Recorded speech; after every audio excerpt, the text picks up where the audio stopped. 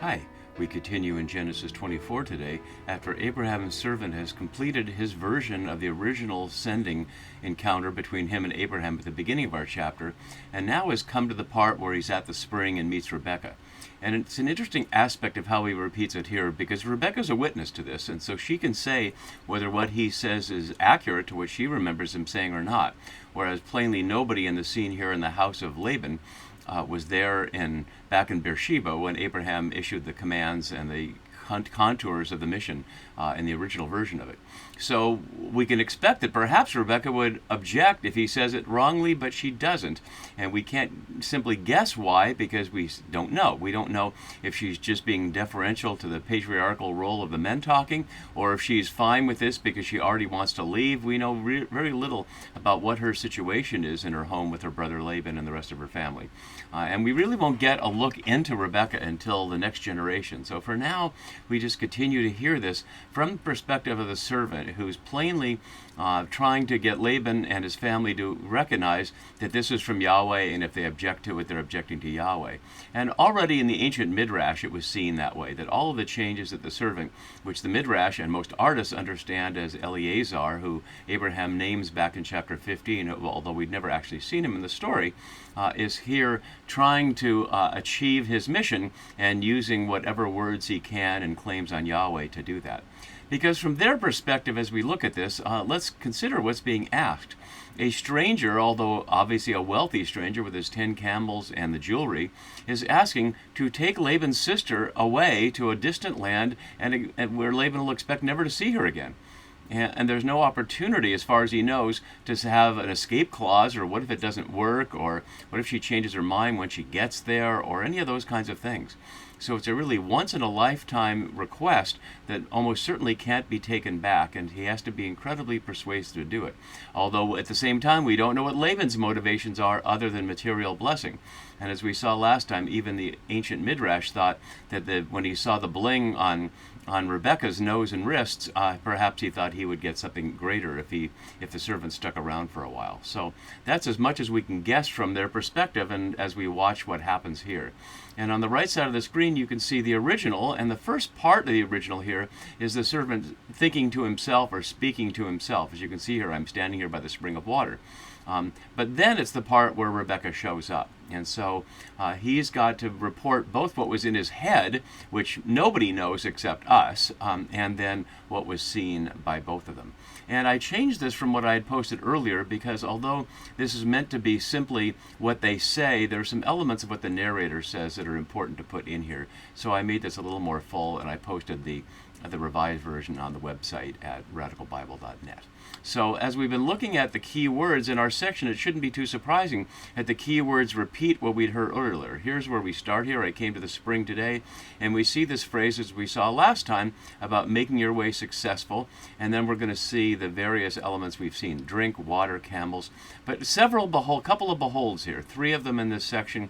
One of them, curiously, as we'll see, that the servant quotes from the narrator, not from himself, but all highlighting the sense of divine necessity and imperative that the servant is trying to impart upon Laban, and he will be effective in that, as we'll see.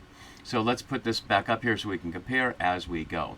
So in verse 42, it had been in his thoughts earlier, O Yahweh, God of my master Abraham, please grant me success today and show chesed, steadfast love, to my master Abraham. And yet now he changes that, as we see. I omitted from the comparison what you can see on the left side of the screen. I came to the spring today and said, so I just put the quoted mark there. And you see the first part is the same, O Yahweh, the God of my master Abraham. But he leaves out the please, and notice that the issue of success shifts from give me success and grant hesed to my master to make the way I am going successful. So it stops being about him or about Abraham in particular, but about this supposedly divinely inspired journey. So having recited that he came today to the spring, he notes, now I am standing here by the spring of water, noting that this is still his prayer, as it was here, as if God needs to be told this. He says, now, yet let the young woman who comes out to draw, to whom I shall say, please give me a little water from your jar to drink, and who will say to me, drink, and I will draw for your camels also, let her be the woman whom Yahweh has appointed for my master's son. let's look at the details and difference. And really, we can just look at this on the right side of the screen because it has the left side exactly. So it starts with the exact same phrase, I'm standing here by the spring of water. He leaves out, and the daughters of the townspeople are coming out to draw water, which would be the normal thing, and certainly Laban and Rebekah would both know that she wouldn't go there by herself. But the way it's described is if there's nobody there, and the young woman who comes out is the only one, and she's the one. So it highlights her even more than we saw earlier, where we saw, at least in the art, correctly portrayed her as one of a group of the daughters of the townspeople, or the men of the city, as we saw, coming out there. Notice the difference in the invitation. He had originally thought to himself, let the girl to whom I shall say, please offer your jar that I may drink, and who shall say, drink and I will water your camels. Here we have, please give me a little water from your jar to drink. So rather than offer your jar that I may drink, please give me a little water, which he'll displace from here. In the original, he had said, before he had finished speaking, she showed up and then asked, please let me sip a little water. And here, in the repeat, he says, please let me drink. So originally, he'd offered the general offer first and the specific offer afterwards.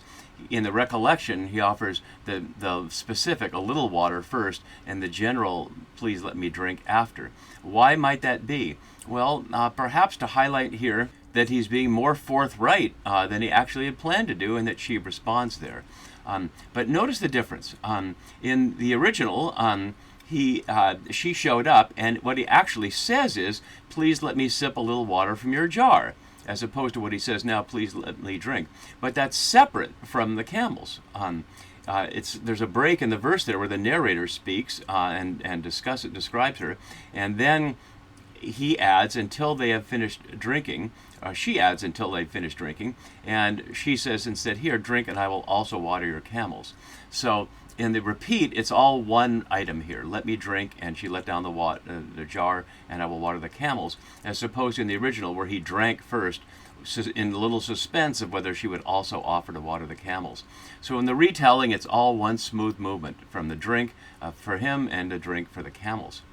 Then we have a couple of verses in between 20 and 21 where the narrator describes her actions of the camels drinking and her going up and down the hill down to the spring to do that. But then notice the difference here. In the original, we had, when the camels had finished drinking, this is the narrator speaking, the man took a gold nose ring weighing a half shekel and 2 bracelets for arms weighing 10 gold shekels and said, tell me whose daughter you are. Is there room in your father's house for us to spend the night? But in the repeat, he leaves out the whole business about offering, or having in his hands at least, as the painting you can see has, the original painting, has the nose ring and the bracelets in his hand. Rather, instead, he says here that I asked her, whose daughter are you? Leaving out the tell me, the little command there. And she said, we'll look at the contrast of that in a minute. So then I put the ring on her nose and the bracelets on her arms. Notice in the repeat, it's as if we already knew that was coming, although there had been no mention of it in the repeat at all. So the ring, as if it was already in conversation. It doesn't say what it's made of. It doesn't say it's a gold nose ring or how much it weighs. It doesn't say how much the bracelets weigh either. But of course, Laban can see them right in front of his eyes, so he doesn't need to be told that. Readers needed to be told that because we couldn't see it. But Laban, of course, can see it. So here, in the retelling, it's very clear that he's finding out who she is first and then making what seems like a proposal there about him or somebody else. It wasn't clear at the moment. Whereas in the original, the jewelry is sitting there waiting before he knows who she is. He also had asked her, is there room in your father's house for us to spend the night? And he leaves that off completely, including her response. Why would that be? Perhaps it was too intimate. The invitation, as we saw last time, is a room in your father's house for us to spend the night could be taken at the first glance as an invitation for the servant and Rebekah to spend the night, and he certainly doesn't want to leave that impression that he's pushing that hard, especially since now it's plain that it's not about him, but it's about his master's son, as he had just said a few verses earlier. So he leaves out the whole business of the fodder and the straw and spending the night, and then jumps right to this. The man bowed his head and worshiped Yahweh, and that's identical both times, and blessed Yahweh, which is what he said in the repeat, but in the original we'd heard and said, blessed be Yahweh here. And the God of my master Abraham, identical. But in the original, who has not forsaken his steadfast love and his faithfulness toward his master, which is matching the original we heard back up here.